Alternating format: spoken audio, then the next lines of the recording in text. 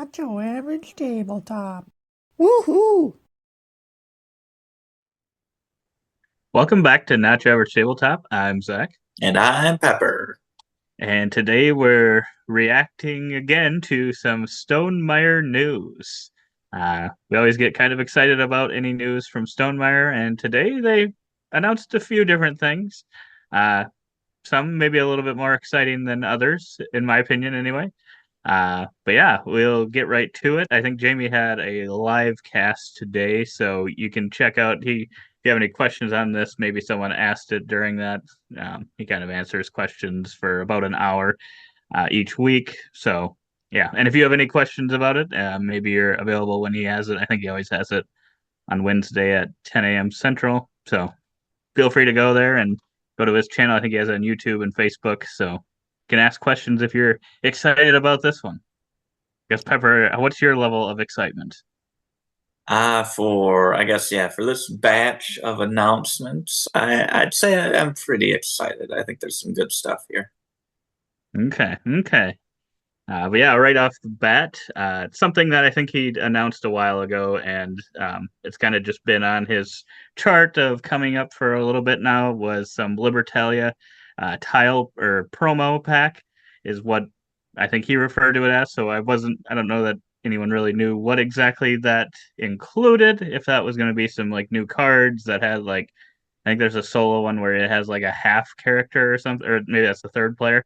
So I was thinking maybe some cards would be included and it'd maybe have like some halve where it'd go between two previous numbers. Because in Libertalia, you got 40 cards numbered 1 through 40. I thought maybe they would add some somewhere in the middle of there, but it looks like this is just similar to the tiles that they have for if you want to make it. I think like I don't remember the technical term for it, but there was like a good side versus a kind of a bad side, uh, a stormy side versus a clear sky side or something like that. And now Palomari's designed, I think, 7 more or 14 more, and it's double-sided tiles, so it's kind of 2 more options to that to kind of Yeah. juice up what the loot tiles do that you're gaining throughout the game. So this one, I'll say, wasn't as excited about this as I was maybe hoping to be. I was hoping there'd be some more characters, but I'm sure this changes up the game too. Yeah, I think there's already a lot of characters, and I definitely haven't outplayed the game, and I do have a lot more to explore still with it, I Mhm. feel. And this, and I don't know if we've touched really all. I mean, we've probably touched all the different tokens, but I'm sure there's some that we've only played a handful of times. And I love the variability of this. I think similar to Quetzalcoatl, he said, kind of being maybe a little inspiration for giving this new version of Libertalia those unique abilities that you can pick and choose which ones you want each game. I think more and more of that is just awesome. I don't know how different it's going to feel. Yeah. Uh, that is something I'm interested in. If it's going to be like just because I think they're most of them are decently similar, depending on which Mhm. side you use currently. But I wonder if it's going to just really, really change it up. Yeah, I guess I wasn't sure of that either. I wasn't sure how different they could actually make them to not like if you did kind of just mix them up like we do in Quacks of Cronenberg, if that would mess up balance and stuff, if some would feel like really like, oh, this one is definitely way, way, way better now, especially compared to maybe this one, which is really terrible now or something like that. But Yeah, that's that's true. just part of the game. So, Yeah, that's true. 'Cause, yeah, it's a little different than Quacks. Quacks usually you can buy whatever you want. Doesn't depend on other players. This one it's very competitive as to which tokens you do get. So that could have an effect like that. yeah, yeah. But yeah, you can get all of you can get some of these things on the website, on the Stonemaier website right now. So you can order these right now. They're available, the tile promos, if you want to do that. And then kind of the second item that he made available was some Rolling Realms promo realms, which I think they kind of release like a batch of 3 realms every couple months or so. And I think the Rolling Realms Redux is going to be coming out here probably within a few months as well. So it could be a time to maybe just get a bunch of the ones you don't have because there are a lot of promo packs now. Yeah. But I guess the ones that they introduced now were Terraforming Mars, Dice Throne, and Eminent Domain. So I know of Terraforming Mars. I think that's probably the most popular, and then Yeah. Dice Throne's pretty popular. And I've heard of Eminent Domain, but I guess I don't know how popular that is in comparison. Yeah, I'm not sure. I think it might be on Board Game Arena. I think I've seen it, or I've seen it somewhere. So I do know of it. And Dice Throne, we've played once in Vegas, and have heard quite a bit about that one. But definitely Terraforming Mhm. Mars being the biggest name here. Mhm. That one just feels fitting. It just seems like a classic game that had to get a promo sooner or later for this. Mhm. Yeah, I would agree. It was kind of to the point where I wasn't sure if it was maybe one that they wouldn't like give the rights to make the Yeah, promo. 'Cause I think that's probably the case for some of the promos, but yeah, this is probably the piece that I'm most excited about actually maybe buying as of right now. I've gotten, I think, close to all the promos, if not all of them so far. So is it this is more of probably you really want to play these realms, or you want to get the full collection and get well them at all? this point, at this point, I've already shoved in 90% of the chips, so just got to complete it at this point. You think I think 90%. You're just getting started. that's true. That's true. I don't know. I think it's going to probably slow. I think it's slowing down after Redux. So there might be a couple more batches of these three, but I don't think there'll be many more. But could be wrong. Could be wrong. But then, yeah, the last thing, and it's kind of the biggest update. So maybe uh, might have skipped ahead to this point. Is these Vantage metal coins, and you may be Yes. asking, what are Vantage metal coin? What's Vantage? Metal coins. They are those. Boom. Which do look pretty cool. And I feel like there could be games where you're like, oh yeah, I could use these as metal coins for this game because that might be what you currently would have to do if you get these. Because right now, Vantage is a new game that Jamie announced today as well. So it's not just uh, these coins aren't just random coins that they're coming out with, but it's supposed to be related to a game. But unfortunately, the game itself is not coming out until like mid 2025. It's at least what Jamie's estimating right now. So you're going to be holding on to those coins for probably about a year before you'll see the game. Yep. So if you've got games that these look like they would fit right into, let us know in the comments below if there's a game that you think they fit for that you're I'm gonna pop them just right in. just thinking like Clank in Space or something like that. That's so this makes me think of. I think they have like microchips in that game too, and that's kind of what these look like. Yeah. So that's the first thing I think of, and I think there's a lot of sci-fi, maybe Mhm. cyberpunk themed games. These would be perfect for.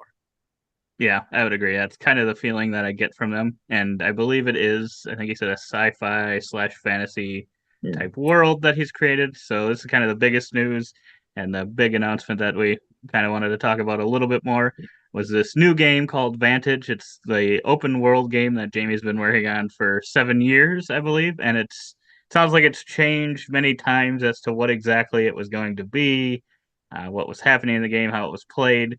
So I think he wanted to have a longer because usually Stonemaier, if you ever followed Stonemaier games, they don't usually announce a new game unless they're pretty much going to be releasing it like within a month, maybe two at the most. Now, at this point, they did originally use Kickstarter, but now they don't do that. This is more like a Kickstarter thing. What's happening here Yes. because it's like a year out, but it's he said he wanted to be able to talk about it a little bit more and talk about kind of the process to get to where it was, and he thinks that's going to take longer than the normal 10 days. So Oh, yep. instead, he needed 360 plus days to A talk about little it. bit more.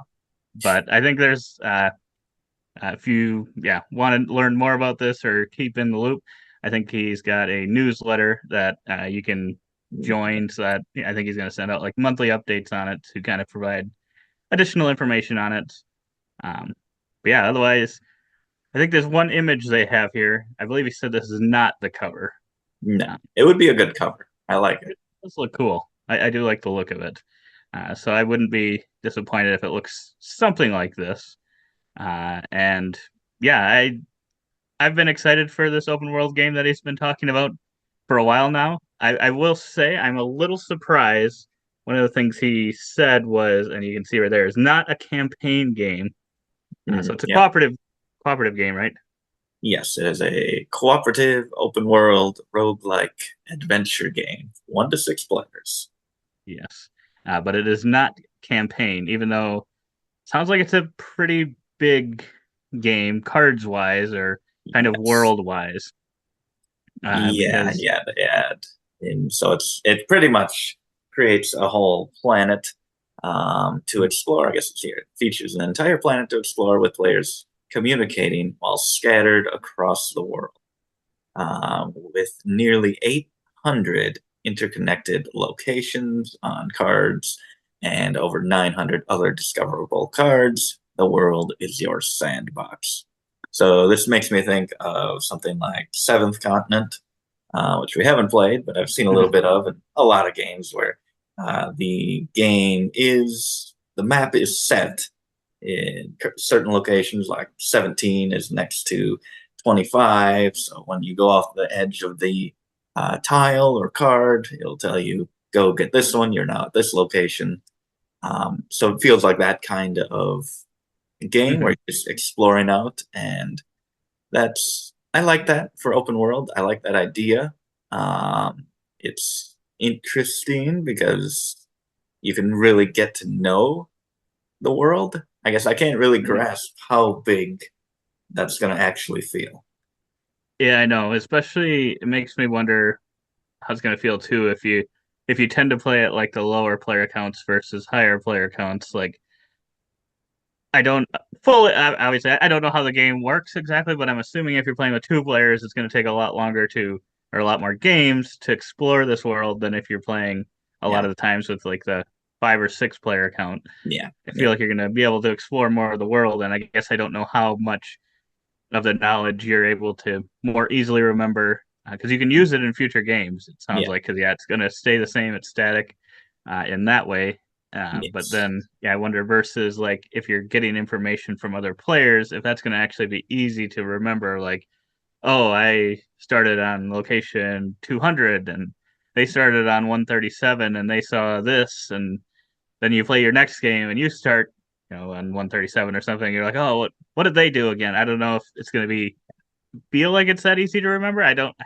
It's hard to imagine Yeah, yeah. because I of don't how know. many cards there are used. Yeah, yeah. So yeah, it says nearly 800 locations on cards, but then they say it's like double-sided as No, to save space and production. And I'm like, well, what if someone has to be on that location? That's on the I flip was. side of your card. We hadn't talked about this. I was thinking that exact same thing. I was like, well, what if they have to be on the back of the card that you currently have? How is that going to Hope, work? hopefully there's a workaround there. But yeah, so I don't know how much information you're allowed to give if you are able to give a number of I'm on this number thing, or if you're just supposed to describe what you're seeing. And someone Mm-hmm. can be like, oh, like a tower or something. Yeah, I was near a tower, and that's maybe good for this kind of thing, or getting loot or something like that. I Mm-hmm. don't know how much you can tell in the game. If you can, because you're not supposed to, because you have your cards supposed to be sitting up in front of you so that they Mm-hmm. can't totally see it and can't, and it's kind of slanted, he said, so that they can't see the back of the card either perfectly. So yeah, I am interested in like how much communication is allowed. Yeah, I would wonder that too. Because yeah, it's a first-person perspective on the world, which is interesting. I do like that idea, especially with a big world. But yeah, I don't know how much people will get to know and how it's hard to imagine like how interesting or how easy that is going to be to portray to someone. Like, is there going to be a central thing that is more easily able to kind of connect you with the players as to, oh, they must be this way of where I'm looking or something? Because didn't he? From my understanding, he also made it sound like it you wouldn't likely be interacting with other people Oh yeah, it necessarily sounds like not too much. Uh, in the world itself. Like yeah, you wouldn't be next to each other necessarily. So that's what made me wonder, like, if you're telling someone something, unless it's something you could see from a long, long ways away, I guess I don't know how like something up close would necessarily help someone, but Yeah. I'm sure it'll make more sense. But it is very interesting, and I'm excited to learn more about it as the Yeah, I year don't goes know. by. Is it going to get like more and more rewarding as you do get to know it? And you can be like, oh, you're in this place. And you got to go over there. I know that. I've been there before. Or like, are you trying to, yeah, connect with people in the game? Or is it just totally pretty much solitaire? As multiplayer solitaire, is there much cooperation? Because I don't really see that much currently. Obviously, we don't know very much at all. Mhm. But like, it's hard to see like any real like sharing of like Right. information or resources that would be useful. Um, but yeah, I don't know what the goals are. There's a bunch of different objectives that you can have, and a bunch of different. I think there's 6 characters and like 21 different possible missions you can go on, and or you can just ignore it and go your own way. It's an open world. Um, it didn't sound like too harsh. Like if you don't complete your objective, I mean, sounded like he was pretty much kind of encouraging, just exploring, if you Mhm. want to. Which, yeah, I just don't know how this is gonna feel. That's yeah, but part about explore him and wanting us to explore the world more, like that does seem like a fun thing to do. Like he said, one of the funnest things in the game, like to have it that way versus a campaign, was he found the crashing down to be fun. Oh, yeah, Because that's apparently how you kind of start out and get your starting spot. Kind of curious as to what that means. Like, is that going to mhm. be a big chunk, like a half hour of the game or something? Or Oh, yeah, like to me, crashing down would seem like there I set up like the yeah. first I think you just kind of minutes of the game. But roll a I guess I die, don't figure know. out one of your 100 possible starting locations, and yeah, I don't know if maybe you're looting the ship or something and getting good equipment. That could be pretty fun. I know Pandemic. One of my favorite parts of the game is the setup and seeing how the disease cubes are put out onto the map and the situation we're dealing with. And I could see that being exciting here as well, depending on what they're giving you. Mhm. Yeah, I could see that. That would definitely be an interesting thing. Um, But but yeah, yeah, so I don't this, know if that'll be. It made me think of some of those recent games like what is it, Mythwind and Earthborn Rangers or something, which I don't know if they have like necessarily win conditions or something. Like the exploring made me wonder, like, does it actually feel like you're winning something? Because yeah, it kind of says you either win or you lose, which then it's like, and it's cooperative. So do all of us have to complete them, or do yeah, you individually get to win? I wasn't 100% sure, but it'll be interesting to see how it comes together. yeah. But yeah, game length, 90 minutes here. I think it said like, yeah, an hour to 2 hours. Game length here, 2 minutes setup time, which sounds like, yeah, you're just, there are boards, but that's for tracking things, I believe, and just pretty much get your card, I assume, is what we know, your starting location, and um, should be a pretty simple setup. Teardown is maybe a little more, putting items back into the box in their designated location. No shuffling. Um, he stressed there's no shuffling in this game, which is good. You did not want to be shuffling 800 or 400 cards. Exactly. You do not want to be shuffling that at all.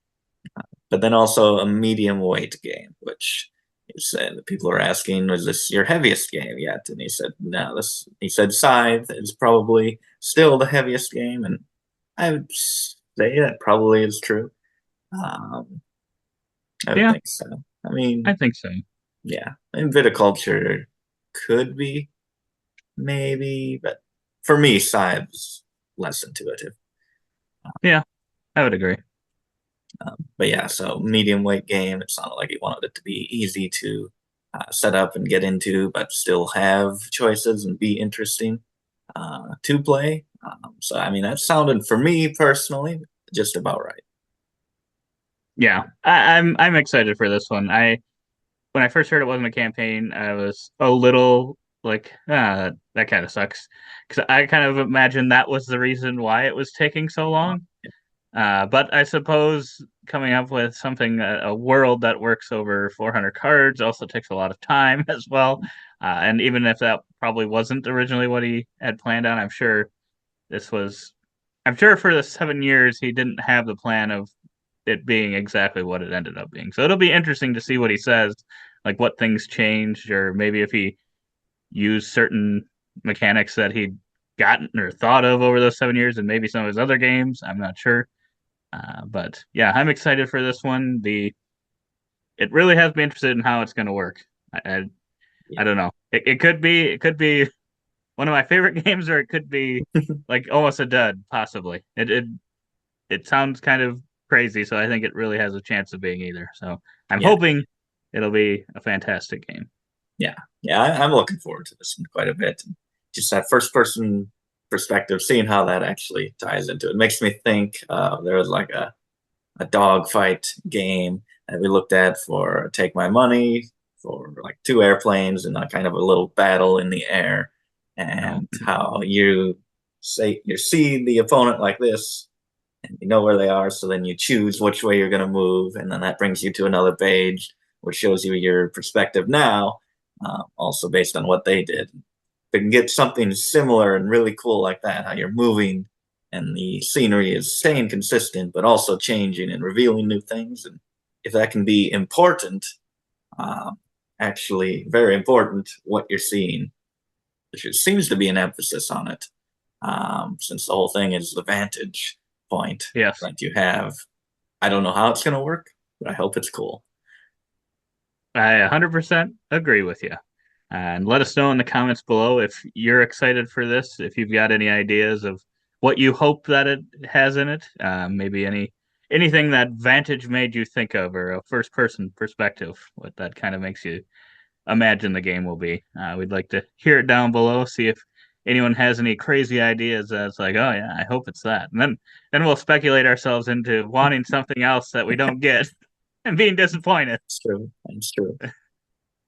But yeah, it looks like there's going to be a lot more other stuff released before Here, that happens. they said maybe even two full new games coming up before that, which hopefully are just as awesome. Can't wait to talk about those when he announces. Yes, and those look like Codenames Keep and Codenames Crow. So if you got any thoughts on what those might be, let us know as well in the comments below. But otherwise, I think that's all I've got to say about that. Yeah, Do you have anything else? Any other thoughts, Pepper? I got nothing. He's got nothing. But yeah, subscribe to our channel if you want to see future reactions to Stonemaier games stuff, or whatever we kind of see at the time. We just kind of start, I don't know, put together a video just when we get excited about something. So yeah, otherwise we hope to see you on our other videos. And as always, don't forget to keep on nibbling on our content.